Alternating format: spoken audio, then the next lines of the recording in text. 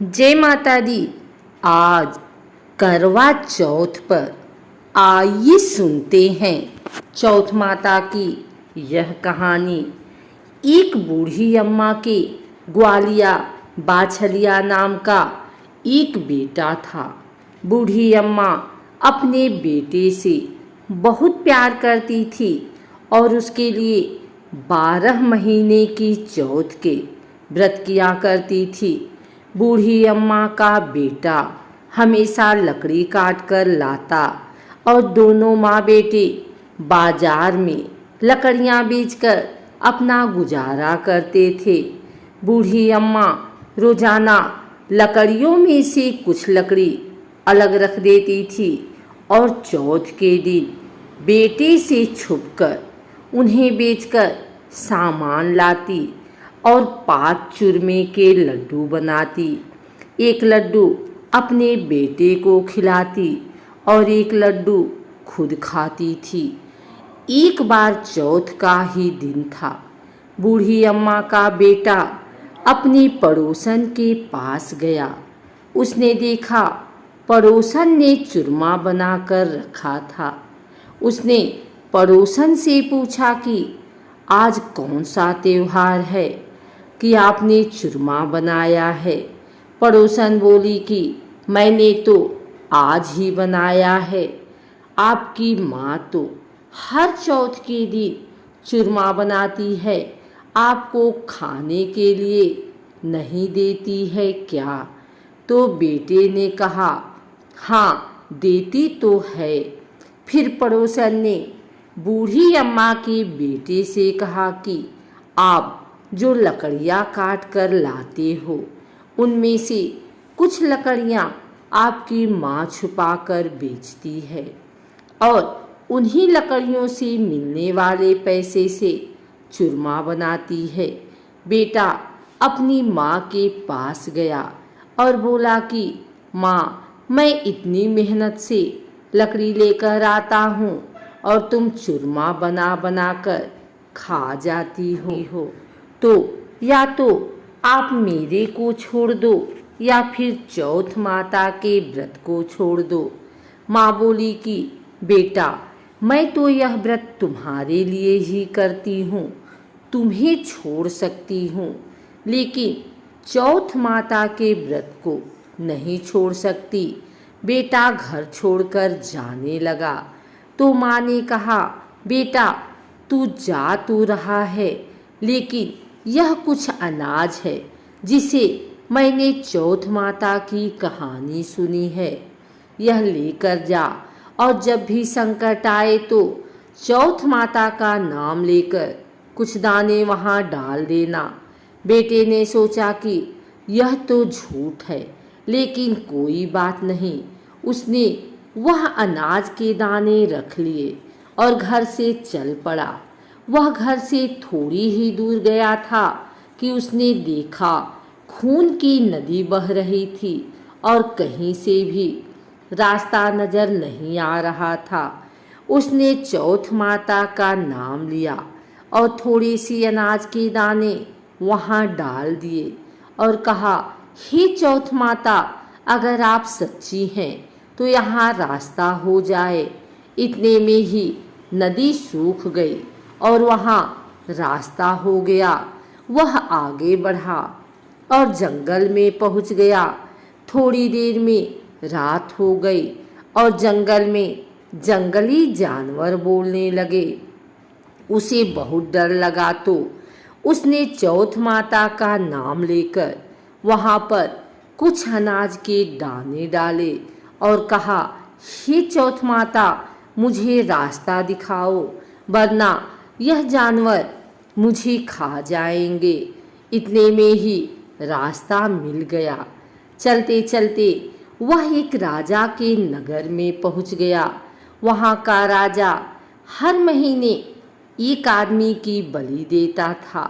जब वह एक बूढ़ी अम्मा के घर गया तो देखा कि बूढ़ी अम्मा पूरी बनाती जा रही थी और रोती जा रही थी। तो उसने पूछा कि हे बूढ़ी माई, रो क्यों रही हो? तो बूढ़ी अम्मा ने कहा कि मेरा एक ही बेटा है और आज उसे राजा के पास बलि देने के लिए जाना पड़ेगा। यह पुड़िया मैं उसी के लिए बना रही हूँ। तो लड़के ने कहा कि आप यह पूड़ियाँ मुझे दे दो, मैं आपके बेटे के बदले राजा के यहाँ बलि देने चला जाऊंगा। बूढ़ी अम्मा ने उसे पूड़ियाँ दे दी। रात को सोते समय उसने अम्मा से कहा कि जब भी राजा का बुलावा आए तो आप मुझे बता देना। आधी रात को राजा का बुलावा आया तो बूढ़ी अम्मा सोचने लगी कि पराए बेटे को मैं बलि चढ़ाने के लिए कैसे भेजूं। इतने में ही वह उठ गया और बूढ़ी अम्मा को बोला कि मेरा थैला और मेरा लाठी दे दो। बूढ़ी अम्मा ने सोचा कि आज तक कोई वापस नहीं आया, यह भी नहीं आएगा। राजा के आदमी उसे ले गए और रावा में उसकी चिनाई कर दी। तब उसने चौथ माता का नाम लेकर कहा, हे चौथ माता, आपने पहले भी 2 संकट टाले हैं तो यह संकट भी टाल देना। इतने में ही आमा पककर तैयार हो गया। 2-3 दिन बाद आमा के पास बच्चे खेल रहे थे। उन्होंने आमा पर पत्थर मारा, उसमें से आवाज आई। बच्चे राजा के पास जाकर बोले कि राजा जी, आमा पक गया है। राजा ने सोचा कि 6 महीने में आमा पकता था, 3 दिन में ही आमा कैसे पक गया। राजा के आदमी ने वहाँ जाकर देखा तो वहाँ पर सोने चांदी के कलश हो गए। जब उनको उतारने लगे तो अंदर से आवाज आई कि धीरे धीरे उतारो, अंदर मानस है। राजा के आदमी बोले कि इसमें तो कोई भी नहीं बोलता था, आज पहली बार कौन बोलने लग गया? कोई भूत बोलने लग गया है क्या? आमा के अंदर जाकर देखा तो अनाज उगा हुआ था। राजा के आदमी को उसने सारी बात बताई तो राजा आए और पूछा कि तुम कौन हो और तुम बच कैसे गए? तो वह बोला कि मेरी माँ चौथ के व्रत करती है, मैं तो चौथ माता के प्रभाव से बच गया। राजा को उस पर यकीन नहीं हुआ तो राजा ने उसकी परीक्षा लेने की सोची। राजा उससे बोला कि तू एक घोड़े पर चढ़ जा और मैं दूसरे घोड़े पर चढ़ जाऊंगा। तेरे हाथ पैर रस्सी से बांध देंगे। अगर रस्सी खुलकर मेरे में बच जाएगी तो चौथ माता सच्ची हैं। तो राजा और वह लड़का दोनों घोड़े पर बैठ गए। उसने थोड़ी सी अनाज के दाने डालकर कहा, हे चौथ माता, मेरी लाज रखना। इतने में ही उसकी रस्सी खुल कर के राजा के में बंध गई। राजा जी ने सोचा कि चौथ माता तो है सच्ची, उन्होंने अपनी बेटी की शादी उसके साथ कर दी। वह वहीं रहने लगा। बहुत दिनों बाद उसने कहा कि आज हमारे गांव की तरफ बिजली चमक रही है। तो रानी ने पूछा, आपके गांव भी है? तो वह बोला कि मेरी एक माँ भी है, हम अब अपने देश चलेंगे। राजा जी ने उन्हें बहुत सारा धन देकर विदा कर दिया। दूसरी तरफ बुढ़िया माई से लकड़ी तो कटती नहीं थी, इसलिए वह गोबर चुनकर उसे सुखाकर बेचकर अपना गुजारा करती।